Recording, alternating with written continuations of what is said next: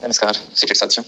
बहुत दिनों के बाद एक ऑडियो रिकॉर्ड करना जरूरी इसलिए पड़ रहा है क्योंकि जो परसों 4 तारीख जो है ट्यूजडे 4 नवंबर 2025 उस दिन पारा शिक्षक का शिथिलता मैटर जो कि लगा हुआ है रंजीत कुमार जायसवाल जी वाला फाइनल हियरिंग के लिए सुप्रीम कोर्ट में जस्टिस पंकज मित्तल सर के बेंच में, तो उसमें सीटेड की तरफ से भी एक वकील शायद उतारा जाएगा और कितने सीनियर रहेंगे नहीं रहेंगे वो हमको नहीं आइडिया है क्योंकि वो दूसरा टीम देख रहा है उसको।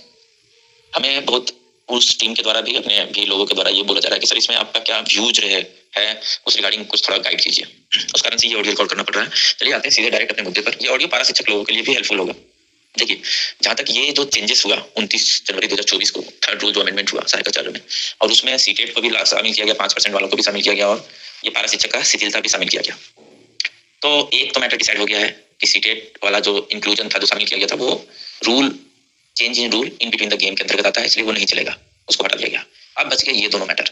तो ये दोनों मैटर क्या वही change in rule in between the game आता है कि नहीं आता है वो डिसाइड होना बाकी, वो डिसाइड होगा। सुप्रीम कोर्ट में दोनों मैटर जा चुका है।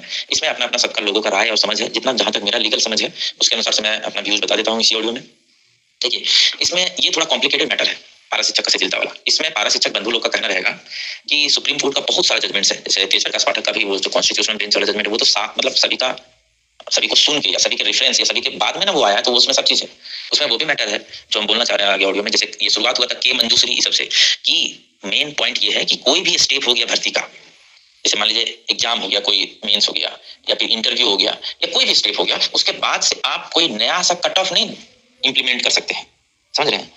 या कोई पुराना कट ऑफ है उसको बढ़ा नहीं सकते हैं, ये लॉ डिसाइडेड है बहुत बार, हजारों बार। तेज प्रकाश पाठक का भी कॉन्स्टिट्यूशनल बेंच में यही बोला गया है कि कोई भी स्टेप शुरुआत होने के पहले आपको बताना पड़ेगा जो अभ्यर्थी हैं परीक्षार्थी हैं उन लोग को कि क्या इसमें इस स्टेप में क्या क्या रूल रेगुलेशन है।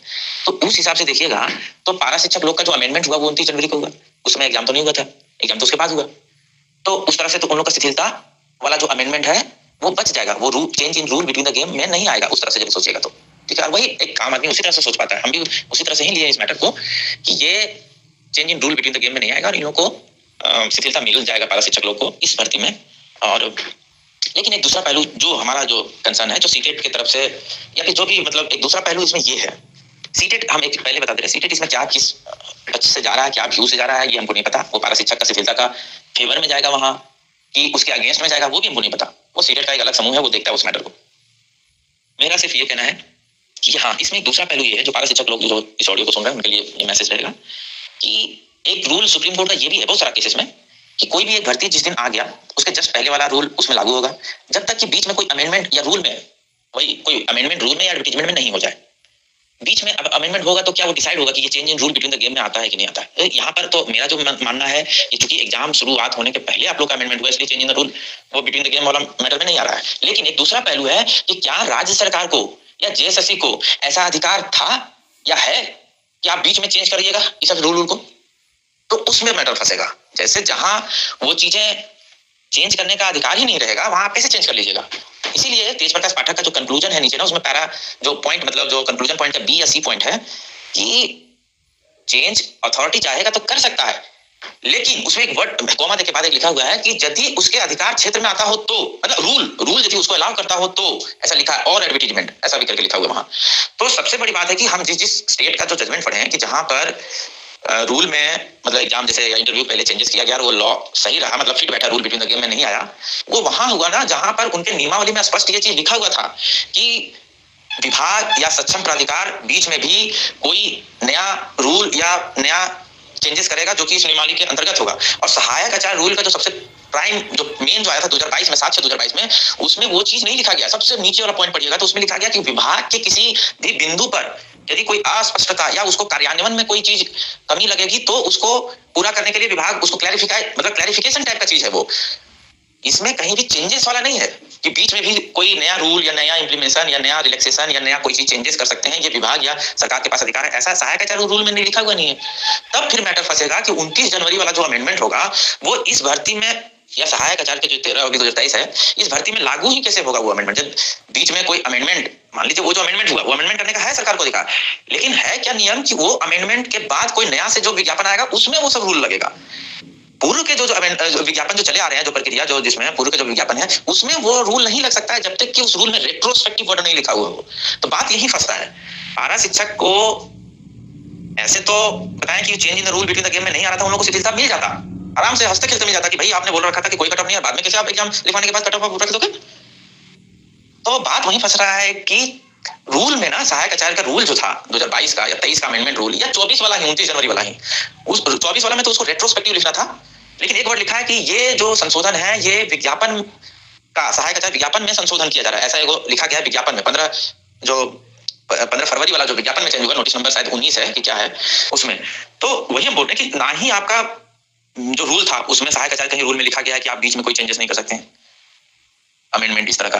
तो जब तक उसमें आपको है ही नहीं रूल में अमेंडमेंट करने का बीच ऑनगोइंग प्रोसेस में कोई अधिकार या रूल में लिखा ही नहीं गया है, जो कि तेज प्रकाश पाठक या पूर्व के भी बहुत सारे जजमेंट जो हम बताए ना वो कि बहुत सारा जजमेंट उस समय लिखा रहता था कि स्टेट कभी भी बीच में भी कोई चेंजेस कर सकता है, वो लॉ। और वही आर्टिकल 14-16 इसमें भी लिखा हुआ है, तेज प्रकाश पाठक का जो कंक्लूजन बता रहे हैं पॉइंट बी, उसमें भी आर्टिकल 14-16 और नॉन आर्बिट्रेरीनेस वगैरह सब चीजें हैं।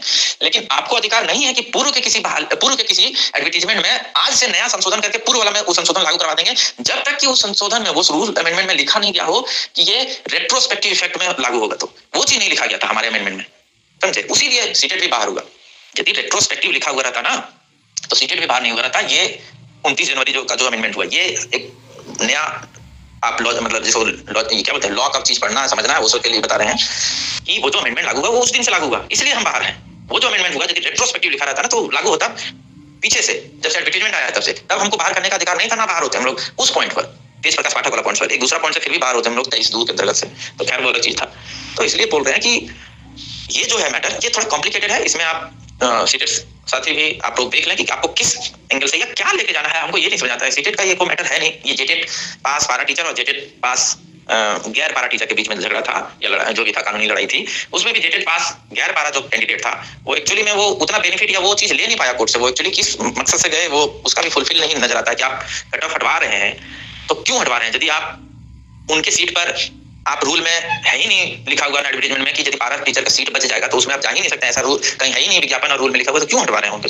आप या तो हटा रहे हैं तो आपको एक और प्रेयर मांग करना चाहिए था कि तो उनका जो सीट बच जाएगा उस पर हम लोग जैसे कि हाई स्कूल में भी है और प्लस 2 नियमावली में झारखंड का सब चीज में है, लेकिन सहायक आचार्य में नहीं था, तो उसको इंप्लीमेंट करवाने के लिए भी वो केस नहीं किया। तो पता नहीं उनका जो भी है। खैर ये ऑडियो लंबा हो चुका है, बहुत दिनों बाद ऑडियो मेरा, क्योंकि अब हियरिंग नजदीक है इसलिए ये ऑडियो रिकॉर्ड किए हैं कि ये कोर्ट डिसाइड करेगा, सुप्रीम कोर्ट, कि जो पारा शिक्षा का शिथिलता वाला जो चेंजेस था वो क्या चेंजेस लॉ के इन द उसको वर्ड बोला जाता है in the eyes of law के नजर में क्या वो शिथिलता इस भर्ती में देने का अधिकार राज्य सरकार को है या नहीं है, वो सुप्रीम कोर्ट डिसाइड करेगा। दो पहलू पर हम पहले बता दिए कि वो रूल बिटवीन द चेंजेस में नहीं आएगा, लेकिन चेंजेस ही करने का क्या पूर्व के विज्ञापन में, पूर्व से चले आ रहे कोई विज्ञापन में क्या चेंजेस करने का अधिकार सरकार को है या था उस समय, वो डिसाइड करेगा सुप्रीम कोर्ट। वो हमारे हिसाब से नहीं है इस सहायक आचार्य का पूरा रूल में कहीं भी कि सरकार बीच में कहीं चेंजेस कर सकता है। एक बार विज्ञापन आ गया तो भैया वही विज्ञापन का सारा रूल और सब चीजें चलेगा, जो 19/7/2023 को जो रूल और जो विज्ञापन प्रिवेल कर रहा था उसी से चलेगा।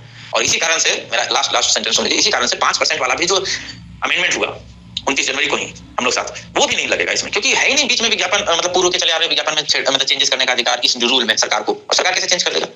इसलिए दोनों अमेंडमेंट्स जाएंगे और 5% वाला भी शायद बाहर होगा। ये मेरा प्रेडिक्शन है, मेरा अपना नॉलेज और समझ है लॉ का। ओके ठीक है, धन्यवाद आप सभी को।